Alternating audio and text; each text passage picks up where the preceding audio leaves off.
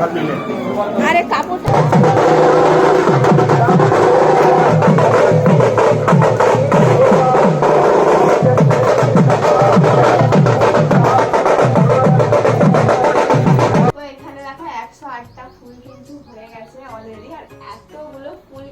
Extra হয়েছে, তো আমি ভাবিনি এতগুলো ফুল পাবো। এখানেও মনে হয় 100টা ফুল হয়ে যাবে।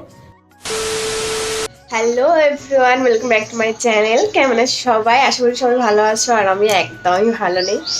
ঠান্ডা লেগে গেছে, অবস্থা পুরো খারাপ গাইজ। আজকে পুজো, মানে ভাবছি রাতটা কিভাবে কাটাবো। সারা রাত জেগে থাকা, তারপরে ঠান্ডা লেগে গেছে, গলা বসে গেছে, কথা বলতে পারছি না ঠিক করে, সর্দি, অবস্থা সত্যি খুবই খারাপ। তাও দেখো, এনজয় তো করতে হবে বলো, আর রাতে কিন্তু ফাটিয়ে এনজয় করবো।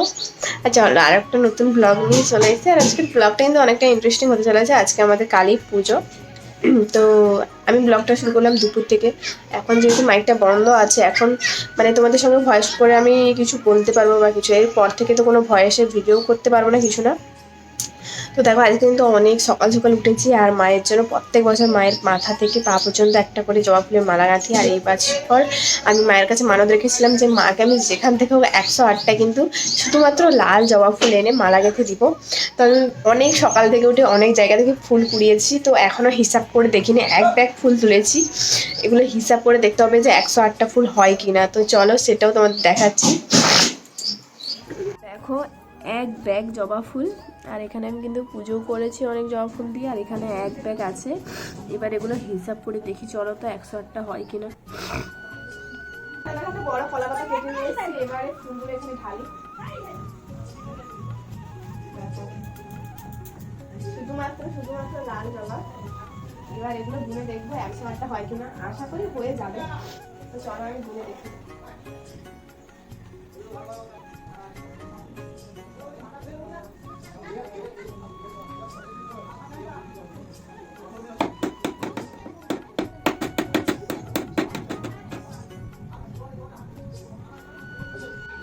তো এখানে দেখো 108টা ফুল কিন্তু হয়ে গেছে অলরেডি, আর এতগুলো ফুল কিন্তু এক্সট্রা হয়েছে। তো আমি ভাবিনি এতগুলো ফুল পাবো। এখানেও মনে হয় 100টা ফুল হয়ে যাবে। তো যেহেতু আমি 108টা ফুল দেবো বলেছি, তো আমি এটা তো মালা গাঁথি, প্লাস এগুলো একসঙ্গে জয়েন করে গেঁথে দেবো, যাতে মালাটা অনেক বড় হয়। তো চলো মালাটা আমি গাঁথি। তো বন্ধুরা দেখো, আমি কিন্তু মালা গাঁথতে বসে গেছি। এই যে জবা ফুলের মালা গাঁথছি, এত এত মাথা যন্ত্রণা করছে, কি বলবো। চলো মালাটা গাঁথি, গেঁথে তোমাদের দেখাচ্ছি কত করে মালা হয়। 108টা ফুলে কত করে হয় আগে দেখবো, তারপরে আর যে এক্সট্রা ফুলগুলো আছে দেবো। এই বাড়ির লোক যা চিৎকার,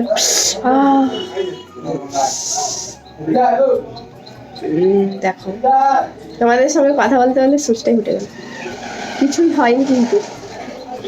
এটা অন্য সময় যখন কাজ করতে করতে একটু সূচ লেগে যায়, রক্ত বেরিয়ে যায়, দেখো এটা কিন্তু ফুটে গেল, একদম কিছু হলো না। এটা মায়ের আশীর্বাদ।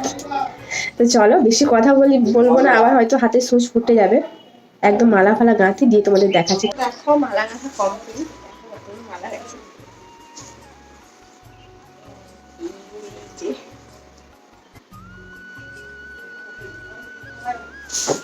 দেখেছ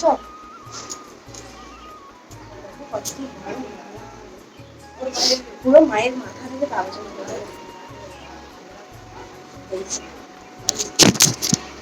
যে পুরো মালাটা, চলে মালাটাকে একটু ধুয়ে নিয়ে আসেন। তো বন্ধুরা দেখো, সব কাজ গুছিয়ে মালা ফালা ধুয়ে, এই যে সারাদিন ঘুরছিল, এখন একটু এই যে গাছের পেঁপে, শশা, কাঁচা ছোলা নিয়ে বসে গেছি, একটু খাবো। খুব খিদে পেয়েছে, সকাল থেকে কিন্তু শরবত খেয়ে আছি। এখন একটু এই ফলগুলো খাই। দেখা হচ্ছে একদম তোমার সঙ্গে বিকেলে। আর পুজোর প্যান্ডেলটা কেমন হয়েছে সবকিছু তোমাদের সঙ্গে শেয়ার করবো। আর ভিডিওটা কন্টিনিউ দেখতে একদম বিকেলে কথা হচ্ছে। 2000 years later. তো বন্ধুরা দেখো, আর এদিকে রেডি হয়ে বসে আছি ঠাকুর আনতে যাবো বলে, কিন্তু বাড়ির অবস্থা খুব খারাপ, মানে ভাবিনি এরকম অবস্থা হবে। চলো বাড়িটা কি অবস্থা তোমাদের দেখাই।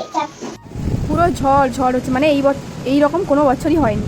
বিশেষ করে আমাদের কালী পুজোয় এরকম ঝড় বাতাস বৃষ্টি কোনো বছরই হয়নি, এই বছর ফার্স্ট।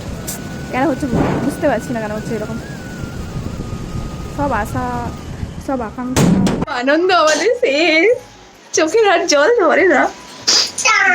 জানি না শেষ পর্যন্ত কি হবে, কতটা কি আনন্দ করতে পারবো আমি জানি না, কিন্তু এটা সত্যি খুব খারাপ ব্যাপার, মানে এরকম কোনো কিছু হয়। চলো দেখা যাক কি হয় রাত পর্যন্ত। দেখতে দেখতে দেখো অন্ধকার পুরো হয়ে গেছে, ঠাকুর আনতে যাওয়ার সময় হয়ে গেছে, কিন্তু বৃষ্টির থামার কোনো কথাই নেই। এখানে কিন্তু আজকের দিনে মানে প্রচুর প্রচুর লোক হওয়ার কথা, সেখানে কিন্তু বিন্দুমাত্র লোক নেই। এখানে বাজনা বাজছিল আর দুই একজন জাস্ট মজা, মানে কি বলবো, মজা করলেও নয় না করলেও নয় সেরকম অবস্থা। চারদিক দেখো কেমন কাদা কাদা অবস্থা হয়ে গেছে, আর এত ঠান্ডা লাগছিল কি বলবো, হাওয়াও দিচ্ছিল। দেখো আমি কেমন কাঁপছিলাম ঠান্ডার মধ্যে। এখানে আমার ছেলে আর যেখানে দণ্ডি ভাঙবে মন্দিরে, ওরা সবাই বসেছিল, আর এখানে বাজনা বাজছিল হালকার মন্দিরের প্যান্ডেলটা তোমাদের তার সঙ্গে একটু ঘুরিয়ে দেখিয়ে দিলাম। তো বাইরে কিন্তু অনেক জোরে জোরে বাতাস হচ্ছিল আর বৃষ্টিও হচ্ছিল হালকা হালকা, তার জন্য সাহস করে কেউ বেরোচ্ছিল না ঠাকুর আনতে। ফাইনালি দেখো ঠাকুর আনতে বেরিয়ে গেছে, আর আমাদের এনজয় তো কোনো কথা হবে না, আমরা কাদার মধ্যেও নাচতে পারি, আর ঠাকুর আনতে যাবো নাচবো না তা কী করে হয় বলো তো। আর আমরা বছরে একটা দিনের জন্য খুব ভাবে মানে অপেক্ষা করে বসে থাকি কবে এই দিনটা আসবে, কিন্তু এই বছর যে এমন কাটবে সত্যি ভাবিনি। আসলে আমাদের মনে হয় ঠাকুর বানানোর সময় কোনো না কোনো ত্রুটি ছিল, তার জন্য এরকম অবস্থা। না হলে কোনো বছর, আমি আজ থেকে আমার বয়স 22 বছর হয়ে গেল, কোনো বছর দেখিনি এরকম বৃষ্টি, কিন্তু এটা ফার্স্ট টাইম এরকম বৃষ্টি হয়েছে। আর সত্যি ভাবিনি, মানে কি এক্সপেক্ট করেছিলাম আর কি হলো। তো যাই হোক দেখো বৃষ্টি কিন্তু এখনো হয়ে যাচ্ছিল টিপির টিপির করে, তো তার মধ্যেও ঠাকুর আনা হলো। সো ফাইনালি ঠাকুরও ঢুকে গেছে মণ্ডপে, আমি রেডি হয়ে গেছি পুজো দিতে যাওয়ার জন্য। এই যে দেখো, আর একদম একটা হলুদ শাড়ি, সাদা সাপটা করে, একটা লাল ব্লাউজ, ব্যাস। এই যে হালকা মানে কি আশা ছিল আর কি করছি, সত্যি মানে এতই মেঘটার উপরে রাগ উঠছে কি বলবো, মানে পুরো একদম ঘেটে করে দিল, একদম মানে পুরো এনজয়টাই নষ্ট করে দিল। তো চলো যাই হোক, যাই যে মালাটা গেঁথে রেখেছি ওটা দেই, মন্দিরে যাই, মন্দিরে তোমাদের সঙ্গে কথা বলছি। রেডি হয়ে মন্দিরে এসে দেখি এখানে দণ্ডি মাপা শুরু হয়ে গেছে, অনেকেই কিন্তু দণ্ডি মেপে বসে গেছে। আর আমাদের এই কালী পুজোতে না প্রচুর লোককে দণ্ডি মাপে, আর দেখো কীরকম অবস্থা, এই কাদার মধ্যেও ভক্তরা কত কষ্ট করে দণ্ডি মাপছে। তারপর দেখো আমি চলে এলাম মন্দিরের ভিতরে পুজো নিয়ে, আর এখানে আমি যে সকালে মালাটা গেঁথে রেখেছিলাম, ফুলগুলো তো একদম শুকিয়ে গেছে, আমি তাও জলের উপরে রেখেছিলাম বলে তাও একটু ভালো আছে মনে হচ্ছে, আর একদম না হলে শুকিয়ে যেত। তো আমি অনেক বড় মালা গেঁথেছিলাম, আর যেহেতু ঘন উঠে গেছিলো তার জন্য গলায় মালাটা পরানো গেল না, মানে অনেকটা দেরি হয়ে গেছিলো আসতে, তার জন্য হাত থেকে একদম ঘট পর্যন্ত দিয়েছে। বেশ বড় হয়েছিল মালাটা, আর আমার তো কি আনন্দ লাগছিল কি বলবো, আমার মনের আশাটা পূরণ হলো, এটাই আমার কাছে অনেক শান্তির ব্যাপার। আর বলো মায়ের মূর্তিটা কেমন লাগছে আর মায়ের মুখটাও কেমন লাগছে অবশ্যই তোমরা জানাও কমেন্ট করে। এই বছর মানে হালকার উপর দিয়ে হয়ে গেল, বুঝতেই পারছো ওয়েদারটার জন্য কিছু না, না হলে আজকের দিনে এই সময়ে পুরো আমাদের মাঠে লোকের লোকারণ্য হয়ে যেত, এত লোক হতো কি বলবো। তারপর দেখো আমার বাবার মানসিক ছিল একটা মাকে শাড়ি আর চাঁদমালা, শাঁখা, সিঁদুর এইসব দিব, তো মায়ের পায়েও সব দেওয়া হয়ে গেল। তারপর দেখো এখানে হালকা করে বাজি পোড়ানো হয়েছিল।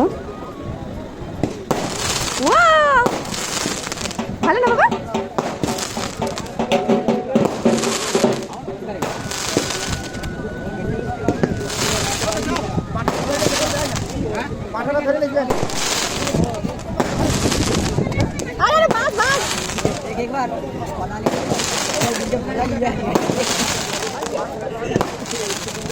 তো পুজোর বাজি পোড়ানো শেষ হয়ে গেল, দেখো মাঠ পুরো ফাঁকা, যেখানে আলো ঝলমল করার কথা, মানুষের সমাগমে পুরো ভরে ওঠার কথা, সেখানে কিন্তু বিন্দুমাত্র লোক নেই, জাস্ট কয়েকজন যারা পুজো নিয়ে এসেছিলো। তো আজকের ভিডিওটা আমি এই পর্যন্তই করলাম সমাপ্তি।